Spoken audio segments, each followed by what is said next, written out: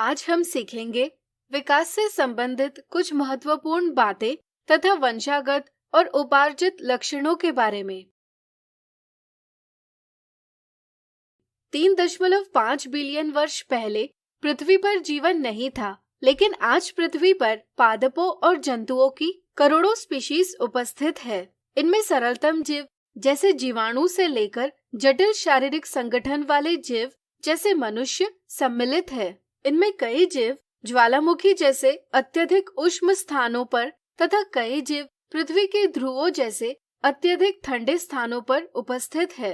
आपके विचार में पृथ्वी पर इतनी सारी जैव विविधता किस प्रकार उत्पन्न हुई होगी? सोचिए। इसका जवाब हमें विकास यानी इवोल्यूशन के अध्ययन से प्राप्त होता है। यह पता करने के लिए कि जीवों की उत्पत्ति किस प्रकार हुई है, हमें समय में पीछे जाते हुए विभिन्न स्पीशीज की उत्पत्ति किस प्रकार हुई यह जानना होगा। इसे समझने के लिए हम जीवों की बाह्य आकृति तथा व्यवहार को आधार मानते हैं। किसी जीव की बाह्य आकृति तथा व्यवहार का विवरण उसका अभिलक्षण यानी कैरेक्टरिस्टिक्स कहलाता है। उदाहरण के लिए विभिन्न जीवों के 4 पाद होते हैं। यह एक अभिलक्षण है। पादप प्रकाश संश्लेषण कर सकते हैं, यह भी एक अभिलक्षण है।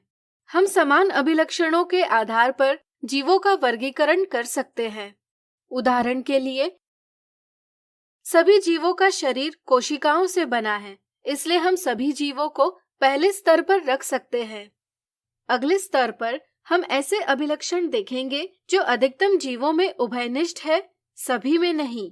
जैसे अधिकतम जीवों की कोशिकाओं में केंद्रक होता है, लेकिन जीवाणुओं की कोशिकाओं में केंद्रक नहीं होता। फिर हम उन जीवों में जिनके केंद्रक है को एक कोशिक जीव और बहुकोशिक जीव इन समूहों में वर्गीकृत करेंगे।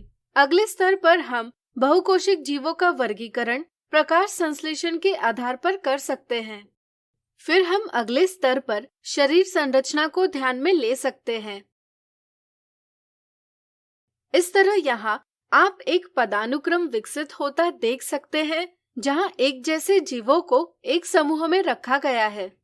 यह पदानुक्रम हमें एक ऐसी स्थिति में ले जाएगा जहाँ हमें ज्ञात होगा कि जीवन की उत्पत्ति अजैव पदार्थों से हुई है।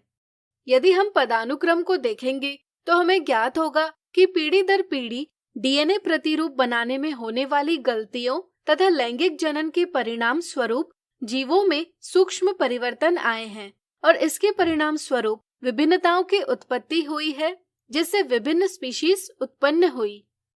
हम यह भी देख सकेंगे कि प्रकृति में आने वाले परिवर्तनों के लिए वे स्पीशीज जो अनुकूल थी बच गई, जबकि स्पीशीज जो अनुकूल न थी उनका विनाश होता गया। जीवों में पीढ़ी दर पीढ़ी धीमी गति से होने वाले परिवर्तन को ही हम विकास यानी इवोल्यूशन कहते हैं। विकास से हमारा अभिप्राय जैव विविधता का निर्माण तथा प्रकृति द्वारा चयन से है। ध्यान रहे, इसका अभिप्राय प्रगति से नहीं है। उदाहरण के लिए जीवाणु मनुष्य से प्राचीन जीव है। जीवाणु की शरीर संरचना मनुष्य की शरीर संरचना की तुलना में अत्यधिक सरल है, लेकिन कुछ जीवाणु अत्यधिक गर्मी में जीवित रह सकता है, मनुष्य नहीं। तो क्या यह कहना उचित होगा कि मनुष्य जीवाणु से अधिक प्रगत या विकसित है? इस पर अपने दोस्तों के साथ चर्चा कीजिए। अब आइए विकास के एक और पहलू की चर्चा करें। कुछ लक्षणों जैसे ऊंचाई, नाक का आकार, वर्णांधता, डिंपल का एक पीढ़ी से दूसरी पीढ़ी पारगमन होता है। ऐसे लक्षण वंशागत लक्षण यानी इनहेरिटेड ट्रेट्स कहलाते हैं। वंशागत लक्षण जीव की जनन कोशिका यानी युग्मकों के डीएनए में संगठित होते हैं, इसलिए इनका पीढ़ी दर पीढ़ी पारगमन होता है जो जीव को विकास की ओर ले जाते हैं। वे लक्षण जैसे नृत्य कला, वजन, बालों का रखरखाव जिन्हें जीव अपने जीवन काल में अर्जित करता है, इन्हें उपार्जित लक्षण यानी एक्वायर्ड ट्रेट्स कहते हैं। उपार्जित लक्षणों से कायिक ऊतकों यानी नॉन रिप्रोडक्टिव टिश्यूज में परिवर्तन होते हैं, लेकिन इससे युग्मकों के डीएनए में निहित सूचना में कोई भी परिवर्तन नहीं होता। इस तरह जनन के दौरान एक पीढ़ी से दूसरी पीढ़ी को उपार्जित लक्षणों की वंशागति नहीं होती, यानी कि इन लक्षणों का पीढ़ी दर पीढ़ी पारगमन नहीं होता।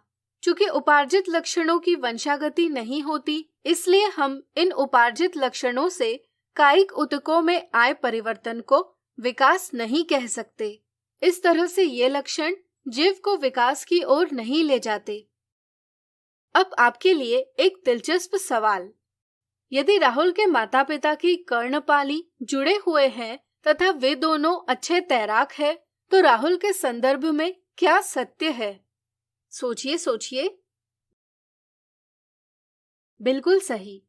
कर्णपाली का जुड़ा होना वंशागत लक्षण है, जबकि तैरना आना उपार्जित लक्षण है, इसलिए दूसरा ऑप्शन सही जवाब है।